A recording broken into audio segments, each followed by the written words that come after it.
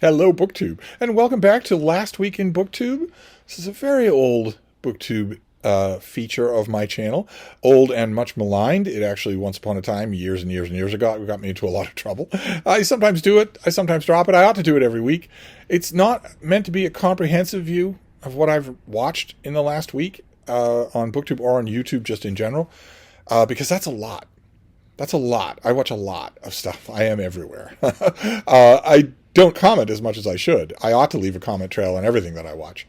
But some videos on and off BookTube just don't seem to want comments. They just seem to exist on their own. But I watch a lot of stuff, and I have a few highlights. This is not a long list. Highlights of stuff that I want to bring to your attention, just in case you find them interesting. With the iPad here, and ordinarily I would start with Last Week in BookTube with off YouTube, where I would talk about the world. Just a few details about the world. I'm obviously not going to do that. So obviously that's just a big nope. But if we go, I would go from the world to broader YouTube and then to BookTube. And in broader YouTube, I can certainly mention something. And that is William Gallagher, who has the YouTube channel 58 Keys, which is all about writing. And he has, in addition to 58 Keys itself, which is all about writing on MacBooks and iPads and iPhones. He also has the 58 Keys Writing Workshop, which is incredible, where he goes out into the writing shed and talks about writing-relating subjects. Oh my God, every video is so good. I will leave a link to one of his more recent ones about morning pages, so-called morning pages, which is a writing habit that I have seen from a whole bunch of people, including a lot of the really poisonous writing channels on YouTube. The writing / productivity / are we sure that women are human channels on YouTube that I watch a lot of their videos, but I don't like them at all.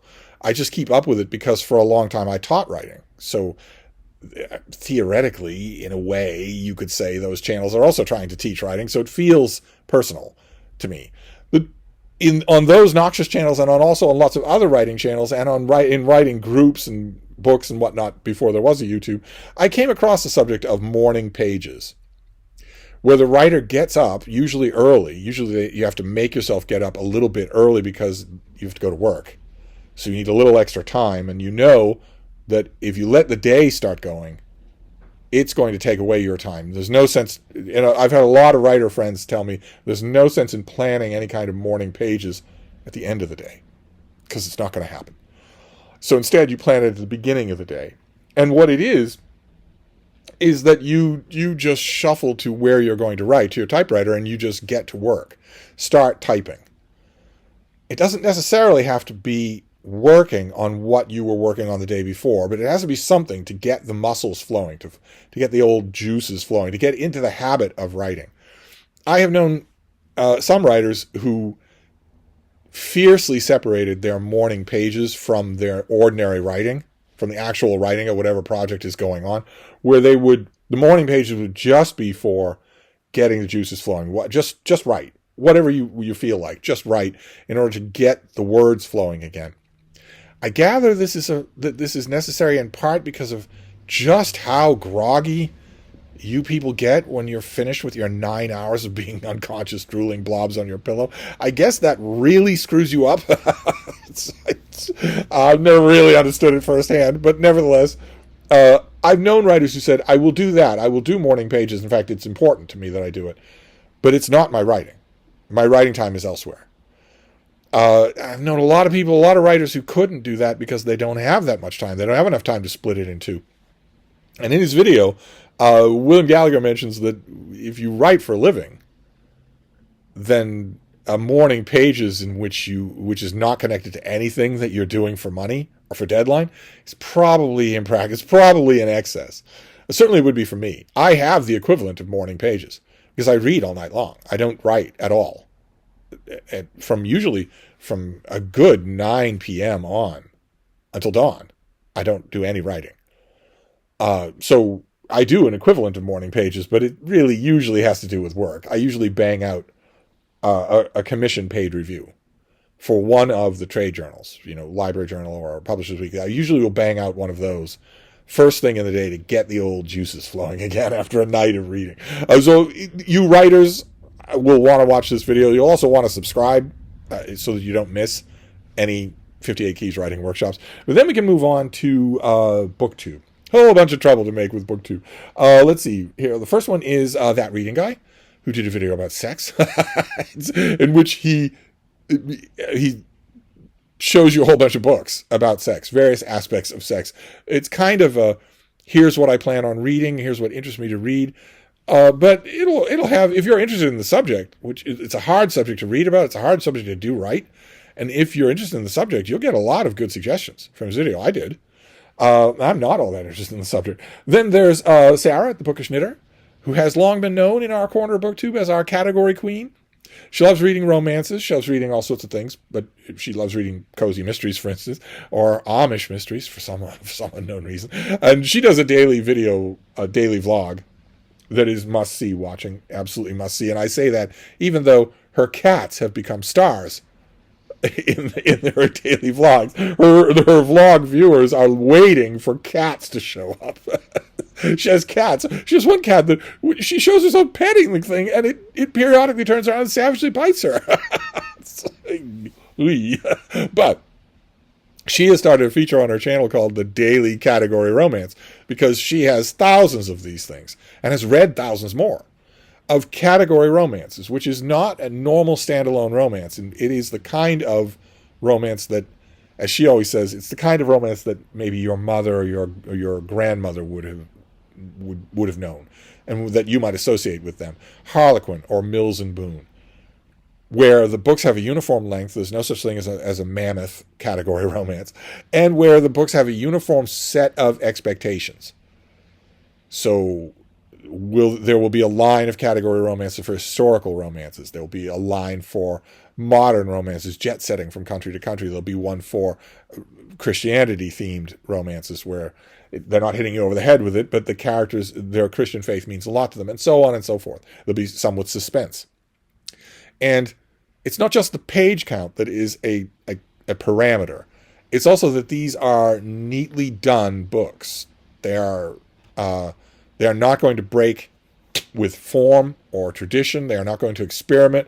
They are not going to leave you bitter and at odds with humanity. They are categorical in that sense too, which is in the sense that in many ways you know what you're getting. And that has led many book snobs to dismiss them completely. It's led even some romance readers to dismiss them completely because you know what you're getting. And to the snobs that dismiss these things, I always want to say, okay, well, the format is set, the length, the page count is roughly set. You largely know what you're supposed to do and what you can't do. So if you're going to be dismissive about this thing, how about you write one? And of course you can't. It would take a huge amount of work for you to do. The ladies that write these things are professionals. They know what they're doing. And it still takes a lot of work. And again, it's all about execution, right? A Petrarchan sonnet is extremely limited. It can't do almost anything. But you can write a bad one and you can write a great one. Anyway, the daily category is well worth it. Who knows how much we'll see? There are so many defunct categories. Who knows how far afield she'll go. Then what else do I have on here? Oh, Charlie, a booktuber named Charlie, did a quarterly check-in. A whole bunch of booktubers did quarterly check-ins. They're doing quarterly check-ins. Make me feel like I should do it too. I will have to work on that. I might do a quarterly check-in this week. Where he looks back on what he's read and a whole bunch of other things too, bookish related and not. It's a really good, he has a very approachable, very friendly, casual style to BookTube, just the style that I like. And I think you will like it too if you've never come across him, where he just conversationally walks you through the first quarter of his reading life, of his bookish life, of maybe arts life, maybe gaming life, the broader parameters like that. It won't be everything in his life. In my quarterly report, it would be, because I don't have a private life from BookTube. But it was really well done. I've watched a bunch of other quarterly reports, and I think his I like the most.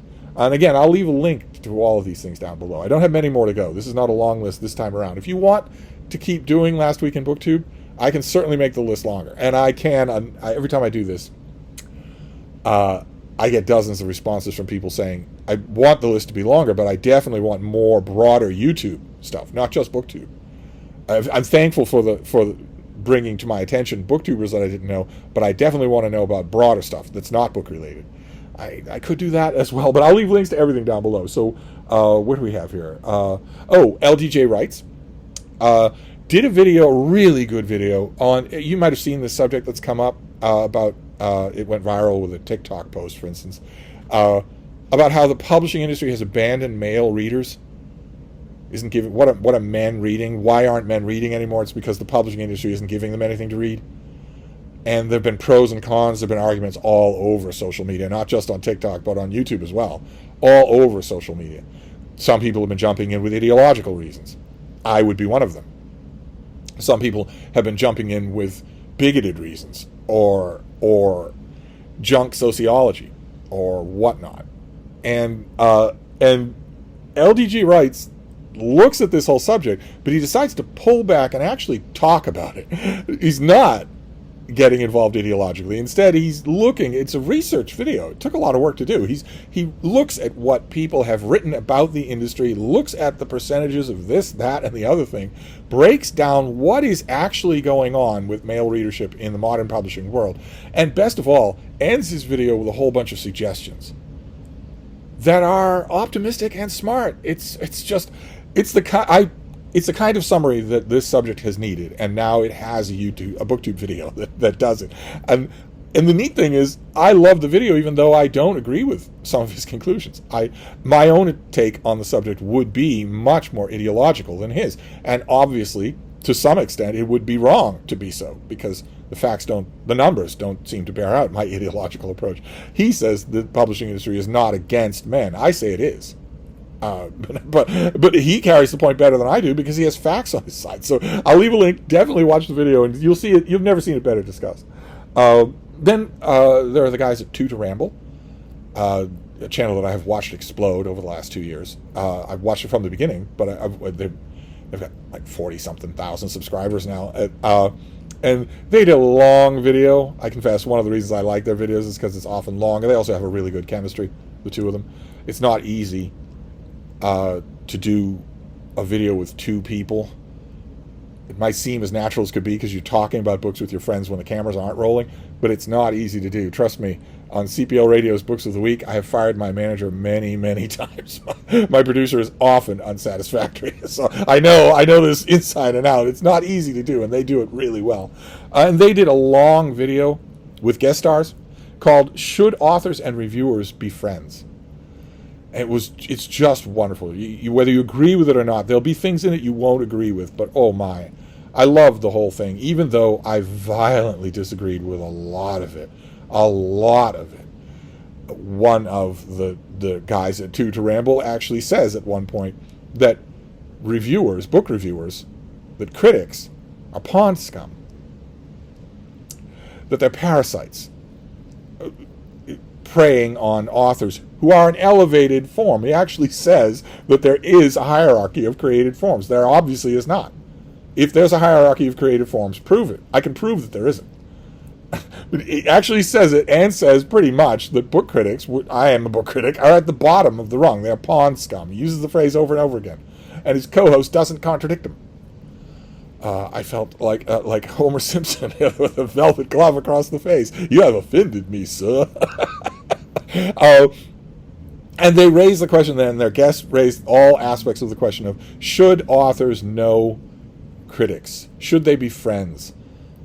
Does it introduce elements of distrust? Does it ruin credibility? There were elements of the video that had nothing to do with the subject in hand that I did not like. I think some of them have to do just with the way that I do BookTube. I do BookTube by talking to you. And I tend to dislike the arrogance of thinking that you are too big to do that. There is no reason for the guys at To Ramble to be wearing enormous headsets. There's no reason for them to be doing that. There's no reason for them to have an editor. Much less for in their video, they imply over and over again that they are the bee's knees, that they are the ears on Mickey Mouse, that they have arrived, that they're big powers in the world and want to be bigger powers in the world. That's of course a little distasteful. That you don't read your emails anymore. You have somebody else to do that. And you don't. At one point, one of the guys says, "Oh, don't tell people our email. We don't want people to know that. We don't want to be contactable. We don't want it to deal with the hoi polloi. We've got a producer. We can put an ad out and pay somebody to produce our videos and edit our videos. And there'll be many applicants, and some of them will have to turn down, and others, we want to employ you in some way or other." Remember when we were little? Remember when we were a small channel? Naturally, that bothered me. And another thing about their video that bothered me is the incredible xenophobic insularity of FantasyTube, which is not only so different from our little corner of BookTube, where we are incredibly welcoming to outsiders. FantasyTube is not welcoming to outsiders at all. But also, it's a little fraudulent, which is an element of it that I haven't wanted to stress. If you are an incredibly cloistered reader, if you have the special printing of Wheel of Time that has the one picture along the spines, if you're an incredibly cloistered FantasyTube content creator, I'm sure you know the videos that I'm talking about. Not only because they show up in your content feed, but because they are almost all identical.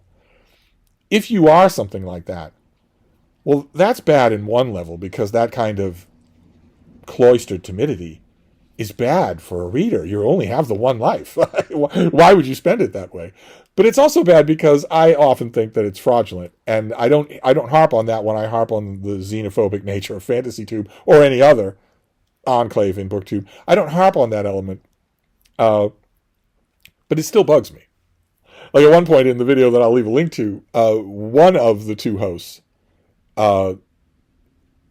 says to the other, "Is there any classical fantasy that you like?" And the other, Austin, says, "Well, I like Lord of the Rings." And Richard says, "Yeah, but what else than that?" And Austin doesn't have an answer. He goes straight to the Wheel of Time. I think he goes straight to the Wheel of Time, or maybe to Game of Thrones. I think it might be Game of Thrones that he goes to. And the reason is not that he's on the spot. The reason is that he doesn't know any other classic fantasy. That's the thing that bothers me about the insularity of FantasyTube, is that not only are they insular, but they are also virginal. They don't know their own genre, the one genre they read. I guarantee you beyond a shadow of a doubt that the two guys at Two to Ramble have not read Elric of Melniboné. I would guarantee that maybe one of them has read one of them, but both of them have not read all of them. I would guarantee that beyond a shadow. I'll bet you a Boston cream pie that they haven't read Elric, that they haven't read Fritz Leiber. They don't know anything about Evangeline Walton. They haven't read any Edison at all. Don't have a copy of The Worm or Ouroboros on their shelves even. Lord Dunsany? I'd be willing to bet not.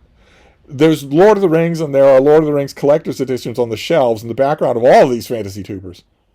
But the world starts with The Eye of the World. The world starts with the Wheel of Time. But those are meta nitpicks that I have with their channel and a bunch of other fantasy channels. The video itself, of course, you already know that I have very strong opinions on the subject of should authors and reviewers be friends. I have very strong opinions on that. I wanted so bad to sound off in the comments. I did write a comment about how I can't sound off because they won't even read my comment. The FantasyTube has no connection with the outside world. It is the girdle of Melian. That's it. You can't get inside it, and I guess you're not allowed to leave it because they don't read anything else. What I wouldn't give to do a show with them, to invite them on and talk about this subject at length and hash it all out. You all know where I stand on the subject. And for periods during their video, it seems like they agree with me. Of course, if you're a critic, if you're in the writing world, you're going to get to know other people. I disagree completely with two of their guests, saying, well, we're all in this together. We most certainly are not. We most certainly are not. A critic has nothing to do with the publicity campaign of a book. A critic will not take part in a cover reveal. A critic will not try to drum up fans for a book based on the fact that they know the author. They might do it blind based on their assessment of the book. All of us have known the experience of wanting to cry a book from the rooftops, get everybody to read it. But that's not what was in this video. It was, I know this guy and he's cool. We couldn't hire him, but we can certainly flog his book. Critics are not part of publicity campaigns. And critics are not fans either, much less stalkers. They're not stans of any kind. They're not, as the word comes up over and over again in their video, glazing. Meme speak. I hate it. But Critics are not doing any of those things. And I think the basis for the fundamental misunderstanding that occurs in a number of their guests is in fundamentally misunderstanding who a critic serves. A critic does not serve an author, and a critic does not serve a genre. Oh my God! Their first two guests said, "Well, we're all fans." No. A critic serves you. A critic serves the reader. A critic is guarding you against wasting your energy, your time, and your money. I would love. It's a great subject. You're gonna disagree with me on the subject. You're gonna disagree with some of what they say. I'll leave a link. It is worth the length of the video to watch. It is so good. What else have we got here, though? I didn't went long on that, of course, because it's right at the heart of like I said in the comment that I left on the video, I wish that FantasyTube would talk to the outside world. This topic is something that I have been thinking about and writing about and debating forever. Since long before both the hosts of Two to Ramble were born. Since before their parents were born. I've been talking about this subject, including talking about it with authors who are friends of mine. So, do you still review their books? Can you review their book? Is there any way that you can save your credibility if you are also a fan or a friend? It's a great subject. You should go and watch the video. But what else we got here? Oh, right, there's the Valenza collection. I'll leave a link to his video. It's utterly delightful. He did a video called "A Comprehensive Examination of the Effects of Onyx Storm on Modern Lit." Onyx Storm is a new just mega selling YA fantasy novel. I don't think the author would call it YA, but it very much is. And the Valenza collection has a video called "A Comprehensive Examination of the Effects of Onyx Storm on Modern Lit" that you have to watch. It won't take you very long. Let's put it that way. Let's see. Robin Song Reads. Perky little Robin Song Reads did a video that I loved. Of course I did. Called "The Joy of Big Books." Where he lists a whole bunch, his now iconic little notebook. He lists a whole bunch of the reasons why big books are so great. And he doesn't list my reason, because he hates me, because I smell.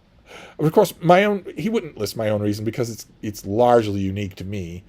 I'm an incredibly fast reader. So with a large book, I get to lose myself in a book. I get that feeling, which I won't have with a book that's 350 pages long. I'm in it and out it like crap through a goose. But with a larger book, that's not true. But he lists a lot of other reasons too. It's just wonderful. I'm always happy, even outside of Marshall the Mammoths, I'm always happy when big books get a shout out they deserve. Okay, and then we can end with a roundup with a little theme that rippled through BookTube. Might not be done, but I've only seen 3 videos, and I made one of my own. Michael K Vaughan did a long video, might be his longest video, where he did a tour of all of his Edgar Rice Burroughs books.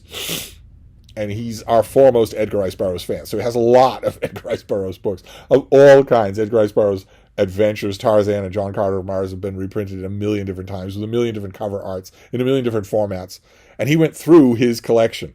And that prompted Jim at Mystery and Mayhem to do the same with his Edgar Rice Burroughs collection, which showing you some of the stuff that isn't in Mike's video. So yet more ERB stuff. And that prompted Randy Ray, the literate Texan, to do the same thing with his ERB collection. And I did the same on this channel myself with my own. It was a lot of fun to see all these different editions and covet them. So we'll wrap up with that, with a big blast of Edgar Rice Burroughs, the creator of Tarzan. And that's it for Last Week in BookTube. It's a shorter version. It's not a long thing at all. I will leave links to all of these down below. They are all worth your attention. There's plenty of other, oh my God, I watched a lot of stuff. So if you want, we'll do a longer version of this next week, next Monday. But anyway, I'm going to wrap this up, but I'll be back. Thank you, BookTube.